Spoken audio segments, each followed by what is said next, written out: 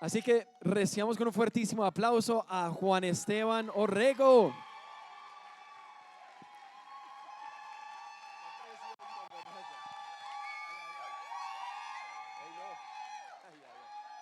Hey, no me hagan asustar más.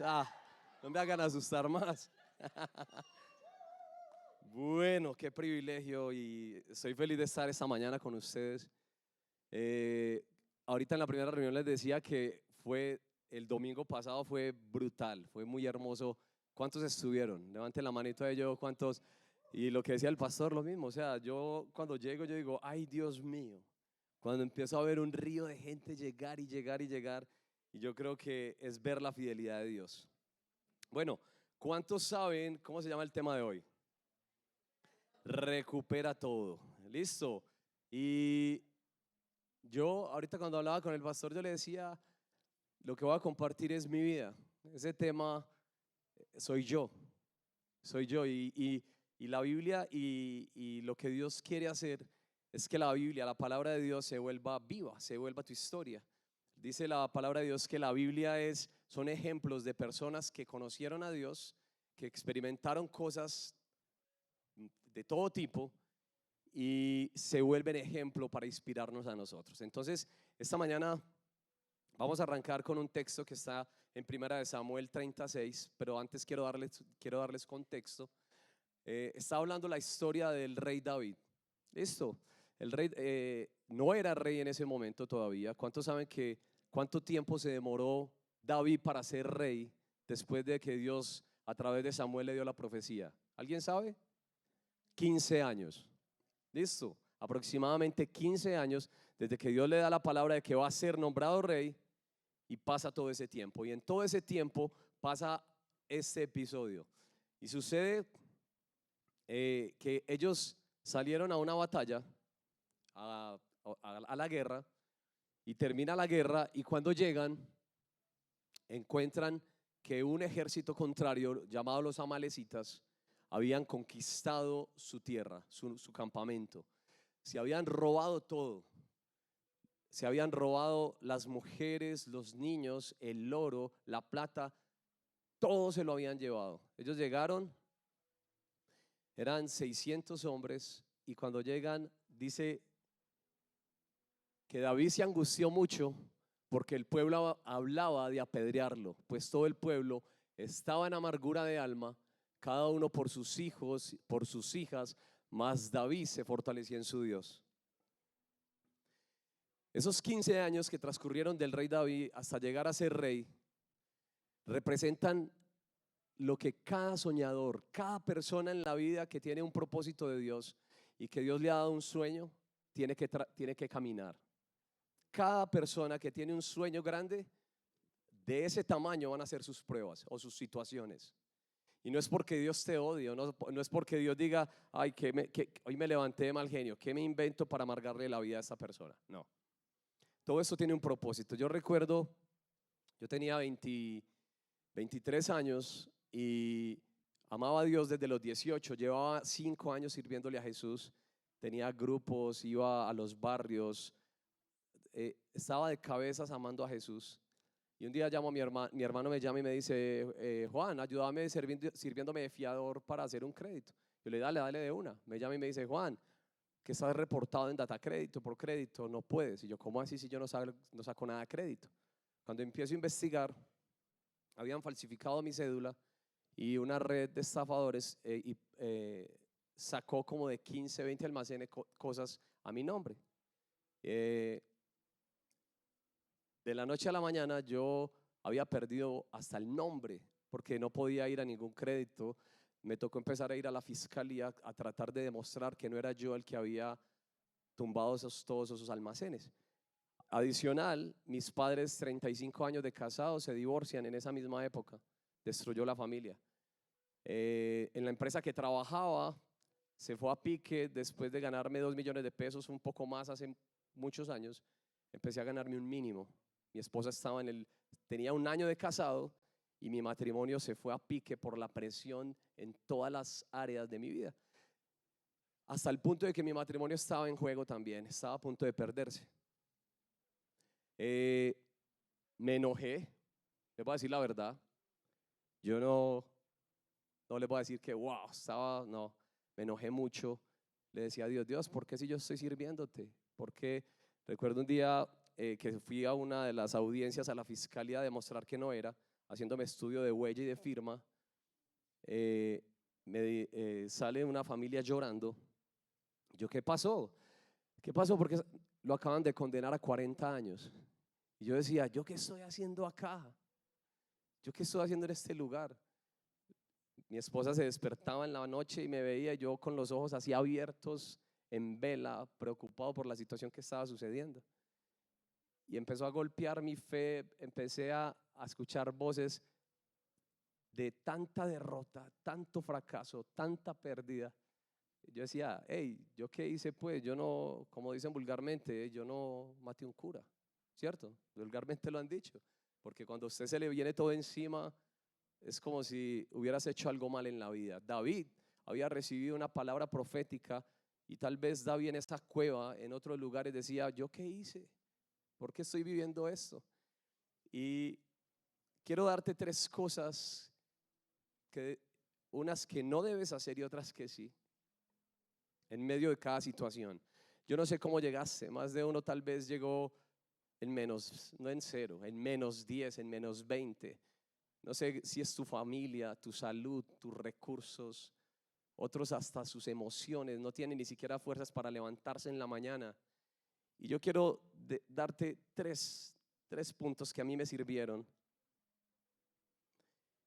Y dice, el primer punto es llorar no es solucionar nada. Llorar no soluciona nada. Está en 1 Samuel 34. Dice, y David y los que estaban con él se pusieron a llorar y a gritar hasta quedarse sin fuerzas. Yo no les quiero negar, lloré, claro, lloré mucho, pero el quedarte ahí te va a quitar lo mínimo que tienes y es quedar sin fuerzas. Si está bien hacer el duelo, está bien llorar, está bien quedarte un tiempo porque es normal, somos humanos, aquí no estamos hablando de superhumanos, es normal hacerlo, pero no te puedes quedar ahí, no te puedes quedar llorando. Ellos terminaron sin fuerzas, terminaron peor. Luego viene el segundo punto de lo que no es bueno hacer, es culpar a otros. Yo recuerdo mi matrimonio, por la presión estaba tan difícil y yo empecé a culpar a mi esposa, empecé a echarle la culpa a ella y luego empecé a echarle la culpa de mi situación económica a la persona que había falsificado mis documentos. En medio de toda esa situación, yo monté dos negocios más, dos empresas más, y las dos empresas se quebraron también. Y empecé a echarle la culpa al cuñado con el que me asocié, pero también le eché la culpa a la persona, a todo el mundo le echaba la culpa. Y esto quiero decirte algo, es lo peor que puedes hacer porque no te permite asumir la responsabilidad. Cuando tú asumes la responsabilidad, Dios puede trabajar en lo que necesita cambiar en tu carácter, en lo que Él necesita formar por dentro de ti. ¿Tú crees que Dios estaba haciendo eso con David para destruirlo? No. Él estaba formando su corazón para lo que venía. Cuando esas situaciones tan críticas, tan difíciles que hemos vivido, yo sé que muchos de ustedes están como David en un campamento quemado, sin ninguna esperanza. Y David hizo algo que es el tercer punto. Miren esto. Dice en 1 Samuel 36, ¿lo tenemos ahí? Mas David se fortaleció en Jehová su Dios. Mas David se fortaleció en Jehová su Dios. Y miren lo que me pasó a mí. Yo recuerdo, estaba en la iglesia en ese momento y un amigo me dice, hey, cuando el hacha pierde el filo, el hombre tiene que golpear más fuerte. Tú perdiste el filo. Y yo sí. Los golpes que me ha dado la vida, las situaciones tan trágicas que estoy viviendo, se llevaron mi filo. Me dijo, venite para mi casa para que oremos. Me invita John Silvera. ¿te acuerdas? Llego a la casa de él en la noche, era una tarde noche, había un tapete grande. Yo lo único que hice fue tirarme en ese tapete. Y yo le dije, Jesús, necesito un Salvador. Quemé todos mis cartuchos. Mi familia se destruyó. Mis finanzas menos cero. No tengo ni siquiera nombre para prestar, para hacer un crédito. Tenía como 10 grupos, 15 grupos, entregué todo. Quedé solo, mi matrimonio a punto de perderse. Señor, quemé todos mis cartuchos, necesito un Salvador. Y Jesús viene y me habla y me dice, ¿cuántos saben que Dios habla? Todo el tiempo habla, necesitamos aprender a escucharlo. Y recuerdo tirado en ese tapete, él me dice, hijo, a mí me encantan las personas de este tamaño. Y yo, ¿cómo así, Jesús? ¿Te gustan las personas de talla pequeña? ¿Cómo así, Señor? Y me dijo, a mí me encantan las personas que se mantienen de rodillas a mis pies. Yo te voy a levantar de ahí, pero necesito que estés rendido. Si te paras, no me sirves. Porque si te paras, la gente pensará que fueron tus talentos, tus dones y tu capacidad. Te necesito rendido. Me dijo, dame la mano. Yo recuerdo sentir el calor de su mano. Recuerdo que salí esa tarde, afuera el mundo estaba hecho pedazos. El campamento estaba todavía quemado en ruinas. Pero yo salí como un gigante, salí como un valiente. 15 días después, la empresa donde yo trabajaba, que era empleado, pasó a ser mía. Y 8 días después de ese momento, me llamaron de la sierra para que oráramos por todo el combo del barrio. 15 días después, David entendió algo que yo aprendí en el camino, muchachos, y esto quiero enseñárselos hoy. Está en el Salmo 84 del 5 al 7. Bienaventurado el hombre que tiene en ti sus fuerzas, porque pasando el valle de lágrimas lo convierte en estanque. Irán de poder en poder y verán a Dios en Sión. Las lágrimas Dios no la va a evitar, pero está enfocado en formar un corazón que es capaz de bendecir a los que los maldicen.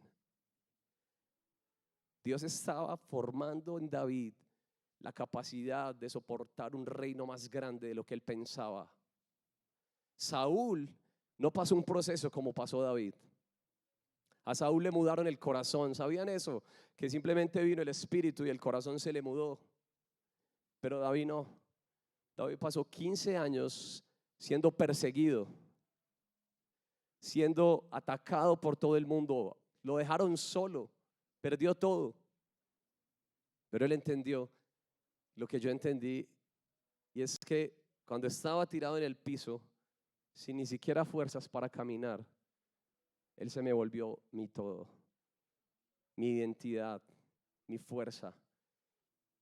David le pregunta y consulta con Dios y le dice, Señor, los persigo, dime qué hago.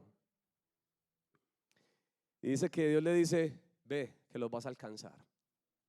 Salieron 600 hombres a perseguir a los amalecitas y logran llegar donde un hombre que les dice, están en tal parte. Se llamaba era un egipcio que estaba herido y lo habían dejado abandonado los amalecitas porque estaba enfermo. Y dice que este hombre los lleva donde estaba el campamento y encontraron al ejército contrario, ebrios, disfrutando el botín que habían robado. Y David dice que peleó hasta el día siguiente y destruyeron a todo el ejército contrario. Y Dios lo respaldó y recuperaron no solamente a sus esposas, sus hijos, a todo lo que habían perdido, sino un botín gigante de lo que el enemigo tenía. Y yo recuerdo cuando después de haber vivido todo este proceso, que Él se vuelve mi todo, me tocó fue un momento muy bonito porque recuerdo que yo sabía quién había hecho lo que había hecho, que habían falsificado la cédula.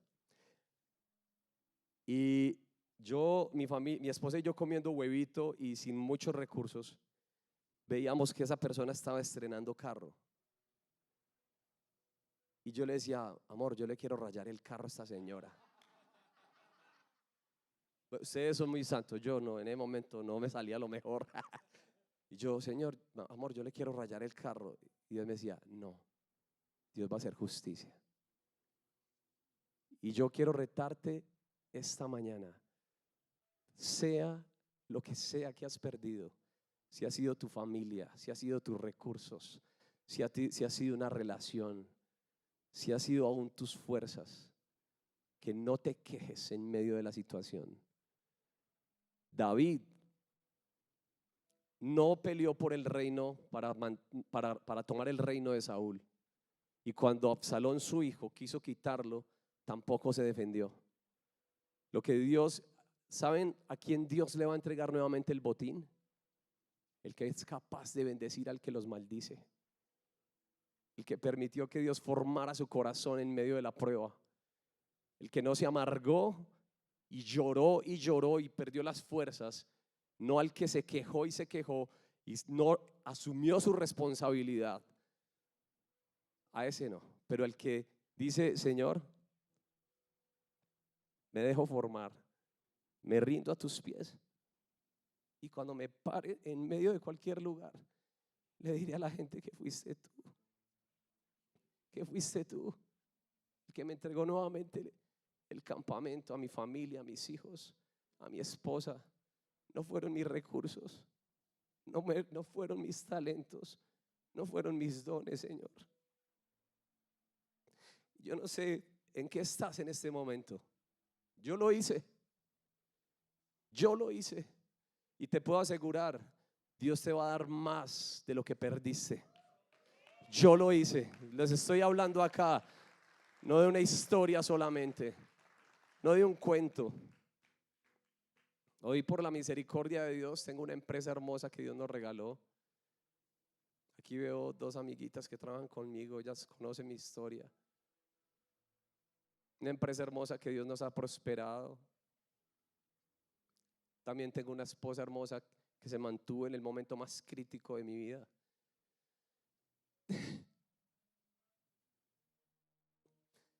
Tengo dos hijos hermosos que le estamos sirviendo a Jesús. Y en ese momento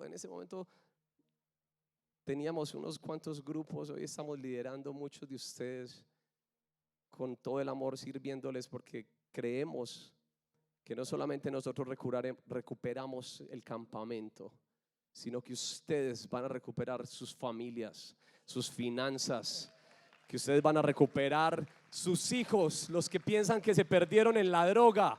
No, Dios está diciendo, ¿dónde hay un valiente que se levante? ¿Dónde hay un valiente que vaya a los barrios? Antier Dios me decía, hay una historia de un hombre que se llamaba el Macedonio. Y el apóstol Pablo soñó y vio que alguien le decía, ayuda, ven, ayúdanos. Y yo siento que Dios está diciéndole a Real, en los barrios hay mamás orando para que alguien vaya y le hable a sus hijos que están en las drogas, que se están suicidando, que no hay ayuda y están soñando. Real está soñando con los barrios. Pero ¿sabes qué pasa? Primero tienes que ganar tu conquista. Primero tienes que recuperar tu territorio. Porque de esa manera podrás inspirar a un barrio a decirle, sí se puede, sí se puede. Yo quiero terminar con esto y es invitarte, el que tal vez se siente en ese momento crítico de la vida, donde está en un campamento en su vida, sin nada, donde dice, ¿qué me pasó? ¿Por qué estoy acá? Perdí todo. Que hoy sea el momento de quiebre en tu vida. Tal vez te has quejado lo suficiente, tal vez has llorado lo suficiente, y esta mañana es el momento de decisión, donde aprendes a fortalecerte con Dios. Y yo quiero animarte que quienes quieren dar ese paso, que puedan salir al frente, que oremos por usted, por favor. Puedes sacar un minutico rápido. Tenemos poco tiempo. Los líderes y los pastores vamos a estar orando por ti, de que haya un quiebre en tu vida.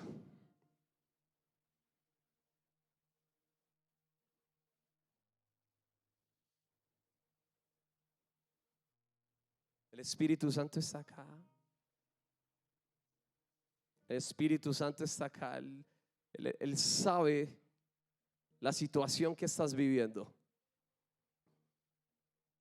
Y no te está dando palmaditas de lástima.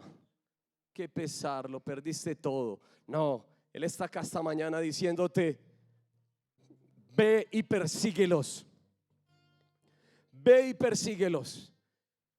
Y simplemente, y si tú estás solamente allá también y tal vez no saliste, pero pasa lo mismo. Señor, aquí estamos delante de ti. Queremos aprender a fortalecernos en ti. Hemos perdido muchas cosas, pero esta mañana venimos a ti a pedirte que te vuelvas todo. Tú eres nuestro botín. Tú eres nuestra riqueza. Tú eres nuestra riqueza, Señor. Esta mañana tú eres nuestra riqueza. Dile: tú eres mi riqueza. Yo me sostengo en ti. Yo me fortalezco en ti, Jesús. Y Dios esta mañana levanta tu ruina y te da la valentía para volver a conquistar lo que habías perdido. Recibe el amor de Dios. Recibe el poder de Dios sobre tu vida. Y si tal vez no has perdido nada, pero en tu barrio, en tu familia, en tu casa hay gente que está en ruinas, es el momento de ir a inspirarlos, de ir a decirles: sí se puede. Yo lo hice.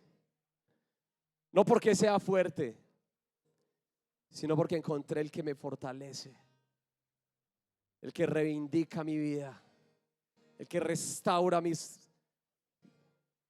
talentos, mis dones, mi vida.